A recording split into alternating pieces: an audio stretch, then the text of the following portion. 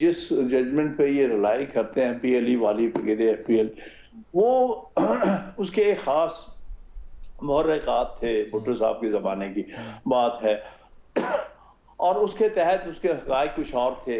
लिहाज़ा वहाँ तो बाकायदा ओवरथ्रो करने की कोशिश की थी फ़ौज की लीडरशिप को वगैरह जो इल्ज़ामात थे।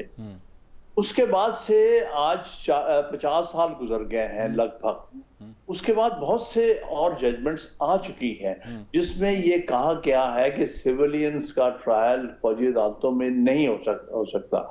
उसकी लेटेस्ट उसकी एक एग्ज़ाम्पल जो है वो 99 में सुप्रीम कोर्ट ने ही लियाकत हुसैन वाले केस में और एक और केस में कहा कि नहीं, फौजी अदालतों का ट्रायल, फौजी अदालतों में सिविलियन का ट्रायल नहीं हो सकता। वो 8 या 9 जजेस की जजमेंट है 1999 की। और उसमें ये वाज़ेह है कि आपके पास सिविलियन कोर्ट्स मौजूद हैं, कानून के तहत आप कार्रवाई कर सकते हैं, जाइए कीजिएगा। इसके बाद फिर जब 2015 में इन्होंने 21वीं तरमीम लेके आए थे, जिसके तहत उन्होंने कहा था कि दहशतगर्दों के खिलाफ फौजी अदालतों में मुकदमा चलेंगे। तो पूरा सुप्रीम कोर्ट के सामने इस 21वीं तरमीम को चैलेंज किया गया था और सुप्रीम कोर्ट ने बहुत वाज़ेह, बहुत लंबी जजमेंट दी है। 17 जजेस ने, मुकम्मल सुप्रीम कोर्ट बैठी थी उस वक्त चीफ जस्टिस नासरुल मुल्क साहब, उनकी सरबराही में।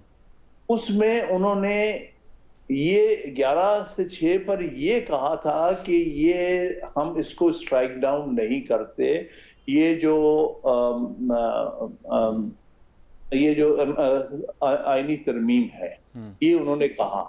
लेकिन उन्होंने कहा इसलिए नहीं करते कि इसमें सनसेट क्लॉज ही सिर्फ 2 साल के लिए है और उसे जब फैसला दिया गया चंद महीने रह गए थे। लेकिन इसका मतलब ये है कि उसके बाद नहीं हो सकती सिविलियन का ट्रायल। इसलिए जो जजमेंट आई है वो वाली, वो 13 से 4 के रेशो से मिलिट्री कोर्ट्स के खिलाफ आई है।